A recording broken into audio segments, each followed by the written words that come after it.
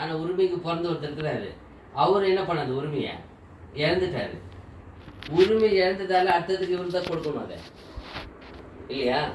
அங்கே வந்து என்ன அது என்ன சொல்லுவாங்க இஸ்ரேலில் வந்து என்ன இப்போ பிரதானமான ஒரு இது என்ன சொல்கிறது, ஃபஸ்ட்டு பார்ன்னு சொல்கிறது, முதல் பேரான வந்து அவங்களுக்கு எஸ்பெஷலி ஒரு ஒரு ஆசீர்வாதம் இருக்குது இல்லையா?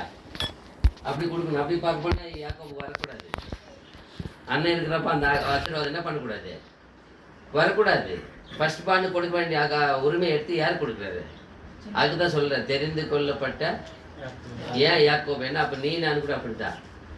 இந்த பூமியில தெரிந்து கொள்ளப்பட்ட சந்ததி அவங்க தான். பட் அவங்க என்ன பண்ணிட்டாங்க, அதை ஏசாவு மாதிரி என்ன பண்ணிட்டாங்க, உரிமை என்ன பண்ணிட்டாங்க, அவங்க இழந்துட்டாங்க. இழந்தக்கூடிய அளவுக்கு அவங்க பாவம் பண்ணிட்டாங்க. அதனால நமக்கு அந்த உரிமை கொடுத்துட்டாரு. நீங்க வாங்க, உங்களுக்கு அந்த உரிமையை நான் கொடுக்குறேன். அழைக்கப்பட்ட யாக்கோபே, தெரிந்து கொள்ளப்பட்ட யாக்கோபே. இங்க 3 விதமா பேசுறாரு. 3 விஷயம் பார்க்கணும். எவ்வளோ அழகாக பேசுறாரு. ஏன் வந்து அப்ரஹாம் அடுத்தது பார்க்கலாம். யாக்கோபு 2:21, 22, 23 வருஷம். யாக்கோபு 2ஆம் அதிகாரம். சரி, ஃபர்ஸ்ட் 23 வருஷம் படிங்க, அப்போ படிங்க 2. யாக்கோபு 2:23 படிங்க. அப்படியே ஆபிரகாம் தேவனை விசுவாசித்தான், அது அவனுக்கு நீதியாக எண்ணப்பட்டது என்கிற வேத வாக்கியம் நிறைவேறிற்று. அவன் தேவனுடைய சிநேகிதன் எண்ணப்பட்டான். அவன் தேவனுடைய ஆகையால் வந்துச்சா? அவன் தேவனுடைய சிநேகிதன். ஏன் சிநேகிதன் சொல்லப்பட்டாரு? சிநேகிதன் சொன்ன ஈக்குவலா இருக்கணும் இல்லையா? ஒரு சிநேகிதன் எப்படி இருப்பாங்க? 2 பேர் எப்படி இருப்பாங்க? சிநேகிதன் எப்படி இருப்பாங்க? ஒரே மாதிரி இருப்பாங்க 2 பேர். அவங்களுக்குள்ள என்ன இருக்காது, ரகசியம் எது இருக்காது. அவர் தெரியாது, இவர் இருக்காது, இவர் தெரியாது. அவர் எல்லாமே அவங்களுக்கு எல்லாமே என்ன இருக்கும், எல்லாமே தெரிஞ்சு ஒரே எல்லா ஒரு அதை சொல்ல சிநேகிதன். ஏன் சிநேகிதன்னு தேவன் சொன்னார்?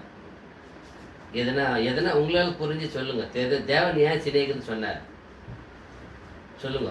ஒரு சிநேகிதன் தான் எது இருந்தாலும் சொல்ல முடியும். ஏன் சொன்னார்? அதுக்கு ஒரு காரணம் இருக்குது, வசனம் இருக்குது.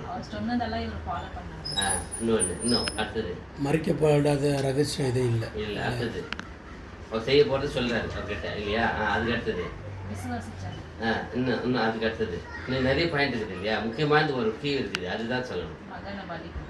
அதுதான் சரி. அங்கே மேலே சொல்றதா 21 படிங்க. இப்போ உங்களுக்கு புரிஞ்சிடும். அவர் சொல்றதுதான் நம்ம அங்கே பார்க்கணும். நம்முடைய பிதாவாகி ஆபிரகாம் தன் குமாரன் ஈசாக்கை பலிபீடத்தின் மேல் செலுத்தின போது கிரிகளினாலே அல்லவோ நீதிமானாக்கப்பட்டான். அதுக்கடுத்தது விசுவாசம் அவனுடைய கிரிகளில் கூட முயற்சி செய்து கிரிகளினாலே விசுவாசம் பூர்ணப்பட்டது என்று காண்கிறாயோ. அதனாலதான் ஒரு சிநேகிதன். ஏன்னா பிதாவாகிய தேவன் தன் ஒரே பேர குமாரன் என்ன பண்ணிட்டார், உலகத்துக்கு கொடுத்தாரா? இவர் என்ன பண்ணாரு, இருக்கிற ஒரு பையனுக்கு இஸ்மாயில் கொடுத்து அனுப்பிட்டாரா? இப்போ இருக்கிறது ஈசாக்கு மட்டும்தான். இப்போ ஈசாக்கு என்ன பண்ணணும், அவரு இருக்கிற ஒரே குமாரனை அவரு என்ன பண்ண பலி கொடுக்க சொன்னார். இப்போ இந்த பலி கொடுக்கறது யாருக்கு ஈக்குவல் ஆகிடுது? பிதாவுக்கு ஈக்குவல் ஆகிடுறாரு. பாருங்க எந்த அளவுக்கு ஈக்குவல் வந்து பாருங்க. பிதா எப்படி தன் ஒரே பேரான, ஏன்னா சர்வத்தையும் படைத்தான சாதாரணமான குமாரன் இயேசு கிறிஸ்து, பை பிரில்லியன்ட் மாஸ்டர் அவரே கொடுத்துட்டாரு. இது மாதிரி தான் இவர் கூட ஒரே பேரான வாரிசு இருக்கிறது கூட ஒரே கூட இந்த மாதிரி அந்த குடும்பம் வரணும்னா இவர் தான். ஆனால் இவரே கொடுத்துட்டாரு பாருங்க. இங்கே தான் அவர் சிநேகிதர் ஈக்குவல் ஆகிட்டார். அது சொல்லிக்கிறாங்க அழகா. எப்படி ஒரே பேரான குமாரனை கொடுத்தாரோ அவரு அதே தான் உலக பேரான குமாரன் கொடுத்ததால இதை சொல்றாரு. கீழே படிங்க என்ன சொல்றாரு, இதனால என்ன பண்ணினீங்க, இப்போ நான் உன்னை ஆசீர்வதிக்கிறேன்.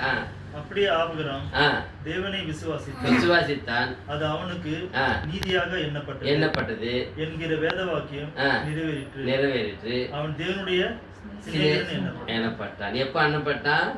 பலி கொடுத்த அப்புறம் தான். அந்த பலி கொண்டு கொடுக்கறதுக்கு எல்லாம் பண்ணாரு. அப்பதான் அவரு அப்போதைக்கு எவ்வளோ வருஷம் ஆயிருக்கு கிட்டத்தட்ட ஃப்ரெண்ட்ஷிப் தெரியுமா? என்ன கணக்கு போட்டிங்களா? அப்படின்னா அவங்க ஃப்ரெண்ட்ஷிப்பு பலி கொடுக்குறப்ப எவ்வளோ இருக்குது, தேவனோட அவரோட எவ்வளோ ஃப்ரெண்ட்ஷிப் இருக்குது, எவ்வளோ வருஷம் ஆயிடுச்சு? 30 வருஷம், 45 வருஷம். 75 கூப்பிட்டு சொல்கிறாரா? 75 தான் வாக்குதானம் கொடுக்குறாரு, பையன் கொடுக்குறாரு. 100 வருஷத்துல பையனை கொடுக்குறாரு. அந்த பையனுக்கு 20 வயசுல 20 அப்படி அந்த 15-20க்குள்ள பலி கொடுக்குறாரு. அப்போ 20-25 எவ்வளோ ஆச்சு? 45 வருஷத்துக்கு அப்புறம் அந்த வாக்கு செல்கிறார். அப்போ கூட சோதிக்கிறார். எப்போ சோதிச்சார்? அப்ரஹாம் தேவனை சோதித்தான்னு இருக்குது. அப்ரஹாமே தேவன் எப்போ சோதித்தாரு? 45 வருஷம் நாம் நினைக்கிறோம் 5 வருஷம் ஆயிடுச்சு 10 வருஷம் ஆயிடுச்சு விசுவாசத்துக்குள்ள வந்துட்டோம், நாம் எதுவும் இன்னும் நான் அசைக்கப்பட மாட்டேன்னு நினைக்கிறோம். ஆனால் அவர் 45 வருஷத்துக்கு அப்புறம் ஒரு சோதனை வச்சார். இவ்வளோ பெரிய சோதனை தெரியுமா அது? அப்போ சொல்கிறாரு, நீங்கள் போய் ஓல்ட் டெஸ்ட் பார்த்தீங்கன்னா, இதனால் நான் உன்னை இப்போ தான் அறிவேன், நீ எனக்கு எப்படி இருக்கிறேனே உண்மை உள்ளவன்னு உன்னை பார்க்குறேன், இதனால் உன்னை இப்போ நான் ஒன்று ஆசீர்வதிப்பேன்றார். ஏதை உன் மூலியமாக சந்ததி மூலமாக சர்வ உலகத்தை என்ன பண்ண போகிறேன் நான்? எப்போ சொன்ன அந்த வார்த்தையை? பலி கொடுக்குற அப்போ தான் சொன்னார். 45 வருஷம் கழிச்சு சொல்கிறார் ஆசீர்வதிக்கிறேன். நாம் நினைக்கிறோம் 10 வருஷம் ஆயிடுச்சு, ஏன் இன்னும் எனக்கு ஆசீர்வாதம் வரல நினைக்கிறோமா இல்லையா?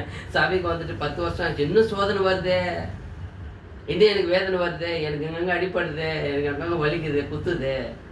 45 வருஷம் ஆனாலும் அவர் சோதிக்கிறத விடவே இல்லை. அவர் 45வது வருஷம் சோதிச்சு தான் அப்போ தான் பிளஸ் பண்ணுறாரு.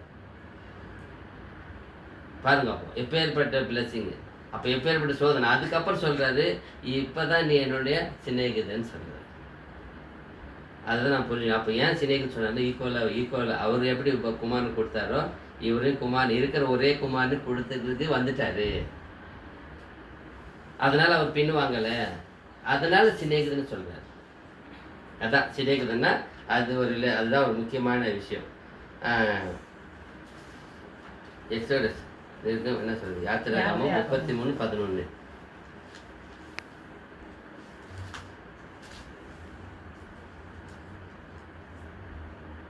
33:11.